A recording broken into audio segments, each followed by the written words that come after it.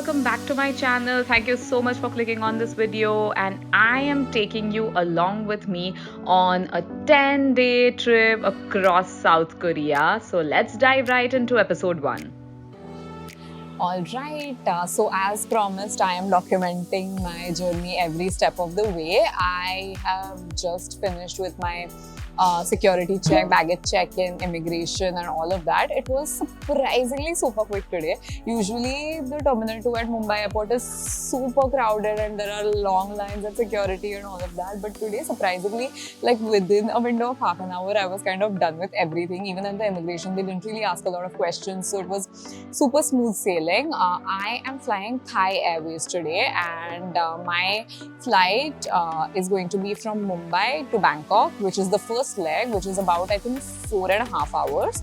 Then I'm going to have a 2.5 hour layover at Bangkok, and then my next flight is going to be another 5 hours, if I'm not wrong, from Bangkok to South Korea. I'm going to be landing in Seoul. I actually got done with all the formalities, and now I've realized that my flight is 45 minutes delayed. So I kind of have to kill some time at the airport.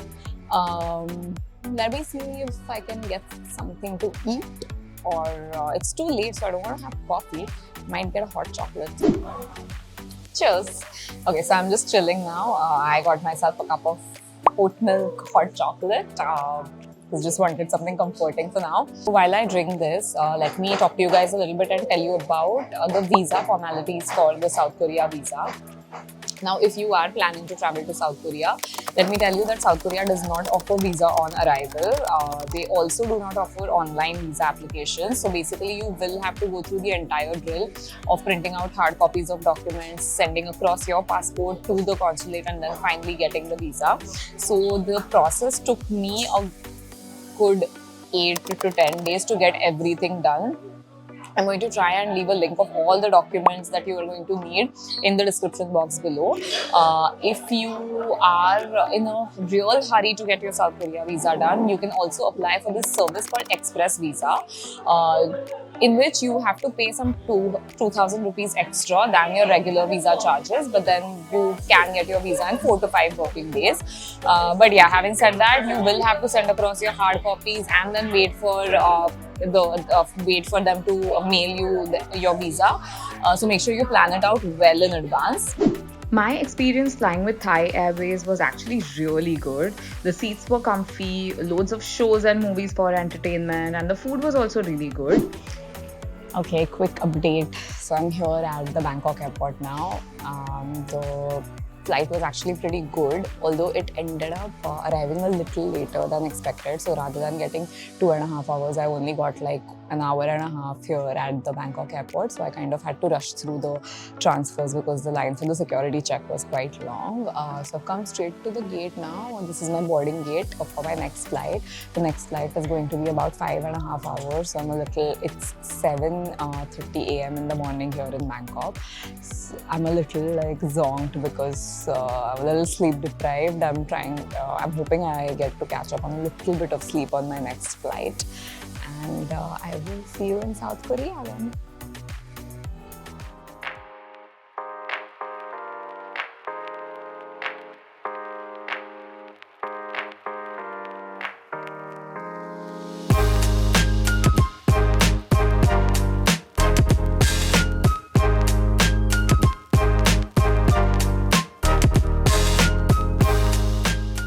My second flight also had windows where you can adjust the level of tint, and I found that to be really, really cool.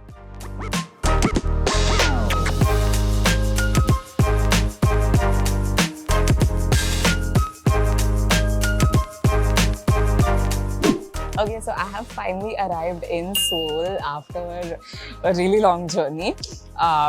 Actually, right before I started recording this video, I actually Googled what is the correct way to pronounce Seoul, and it's Seoul the way I'm saying it. So yeah, I have just arrived in Seoul. I got through my immigration and all the other formalities. It was pretty straightforward. No problems happened as such. You just had to fill a health declaration form, and then you had to fill a visitor's like arrival card where you give details of where you're staying and all of that. So it was pretty straightforward. And now I've come out in the exit lobby. and I was feeling really drained out and hungry and all of that. So I stopped to grab a quick bite. So I've grabbed an oat milk latte and a plain financier, which is amazingly tasty, from this place called Story of Lamon Dessert and Coffee. So while I have my coffee, I'm going to quickly figure out the transport situation. So I'm going to be staying at the Ibis Ambassador in Insa-dong in Seoul. So I just need to figure out how I'm going to get there. Now I have heard that they actually have a good bus service connectivity. So I can actually go find a bus that is going to drop me off really close to my hotel. So yeah, I'm going to figure that out, and in case I'm able to get a bus, I'm going to tell you guys what bus number and what route I've taken. Okay, so I think my bus transport situation is sorted. It was actually very convenient. I just found a bus ticket office right inside the airport, and this is the ticket that I've got. I have to go to Insa-dong because I'm staying in Insa-dong. So I'm taking the bus number 6011, and it's 5 o'clock right now. It's departing in 10 minutes, and this cost me 17,000 Korean won, which comes to about 1,000 Indian rupees, which is not bad at all. This bus service seems to be pretty great. Okay, so I have reached my boarding platform, which is 5B3. So as you can see, it's very neatly numbered. So I'm waiting here at 5B. The bus should be here in like about 5 to 10 more minutes, and then I'm going to board them. But the buses actually look very nice, and there's like bus connectivity to almost all parts of Seoul, and you know, the prices are also pretty affordable. I think this is a great way to move about if you're traveling to South Korea. Okay, so I have boarded the bus now, and the buses are so nice. You can see the seats are super comfortable with like seat pockets, magazines to read. There's like massive windows where you can actually see the city views and everything, and lots of space to even store your luggage. So how much of a luggage you have, you don't have to worry about it. When in Seoul, the one neighborhood you absolutely must explore is Insa-dong. So as you can see, I have just checked into my hotel room. I'm staying at the Ibis Ambassador Insa-dong. Now the best part is that my hotel is located in like a super bustling neighborhood. Like, it's very centrally located. I think Insa-dong is like the old town part of Seoul. So surrounding the hotel, you have like cafes, restaurants, stores, and it's like a super bustling area. So I'm actually pretty excited to explore it. My room is nice, basic, clean, cozy, like it looks cute. I have stayed at Ibis properties before, and it's very similar to that. Also, I think I found one thing which is really cool. Before that, let me give you a room tour. So you have these twin beds, then there's like a small sitting there's a small like sitting space over here. Then you have like a work desk in case you want to work. Then you can see the view of the city from the window, and you have a small like storage space over here, and then there's a safe, there's a tea and coffee counter, and then there's a mini fridge. Also, they have these really cool eco-friendly wooden key cards, which I think is pretty awesome. It's 7 o'clock already, so yeah, I don't think I'm going to be able to do much today. I'm just going to quickly hop in, take a shower, and then maybe just head out, explore some stores, and then grab a nice dinner somewhere. That's pretty much all I'm going to be able to do today. And then the real exploration will begin from tomorrow. Okay guys, so I just freshened up a little bit, showered, and then I got out of my hotel to just explore the neighborhood a little bit. So right now I'm in Insa-dong, which is like this very bustling sort of neighborhood. You can see it is lined by like small stores, cafes, ice cream shops, restaurants, and it's like such a beautiful neighborhood. There's like fairy lights and umbrellas and all of that. So we're walking around. We saw a lot of people eat some opal colored ice cream. So we're going to see if we can find it somewhere. It seems to be a specialty over here. Okay, so I actually found the place which is serving the purple ice cream. It's called Purple Berry. So I'm going to go and ask what flavor exactly it is. Oh, it's vanilla and blueberry. I'm going to get one for myself.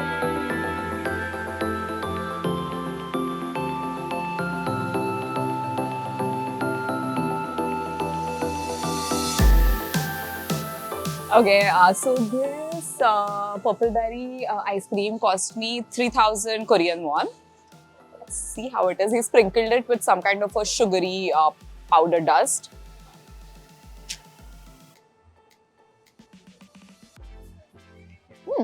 It's a different kind of consistency. It's not exactly like, it's a slightly different consistency than your regular ice cream. I love the blueberry flavor. It's yum.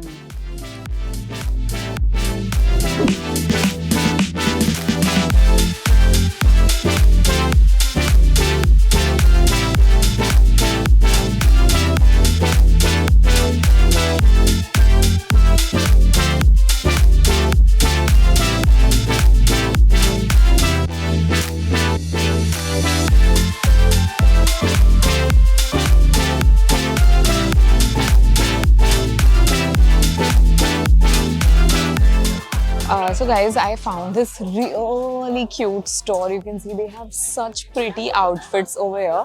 I have no time right now, but like I'm going to definitely come back and try out some clothes and most definitely buy some for myself. And this store over here, it's like a street stall. You have accessories, you have pop sockets, you have keychains, you have AirPod covers, and like all of these have these cute cartoon or manga characters, anime characters. They have this photo booth concept. So I saw so many of these stores where they actually have all of these props and fun things that you can use and fun backgrounds. You can go and get yourself clicked. So I'm going to be exploring one of these. We're here at this place called the Signature Photo Booth. Basically the concept is there is a store full of props, okay? You have like bunny ears, you have sunglasses, you have hats, you have all of these funky like hair accessories and all of that. So you get to choose whatever props you want and then you bring them all inside the photo booth, and this entire setup is basically the photo booth setup. You get to choose what pattern of the photos you want. So we wanted Polaroid, so we chose this pattern, and then basically you be creative, pick your poses, pose, and then the machine directly prints out the photocopies for you. And trust me guys, this is so cute. This was totally worth it. So we paid 5,000 Korean won for this, two of these. Okay, so for dinner today, I'm trying out this Korean specialty. It's called samgyeopsal, if I'm not wrong, in Korean, which basically is a style of Korean barbecue. So they serve it to you in this way. Like there's basically a burner and a whole grill setup that is served to you on the table. And then you get a selection of meats to choose from, like pork belly, pork ribs. So we have actually called for pork ribs. So they actually get the raw meat on the table, and then you have to cut strips and like cook your own meat. And of course, the meat is then served with a bunch of side dishes, including 3 different types of kimchi. There's a green salad, there's some garlic cloves, some chili sauce and all of that. So you basically kind of mix all of these and eat. So I'm gonna try my first piece of pork ribs.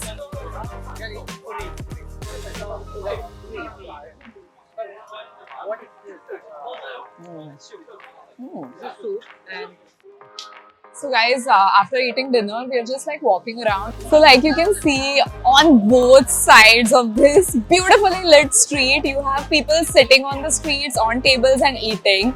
And this is such a great culture over here, especially in this neighborhood of Insa-dong. You find so many restaurants where people are actually just sitting on the road and eating. I am loving this vibe right now.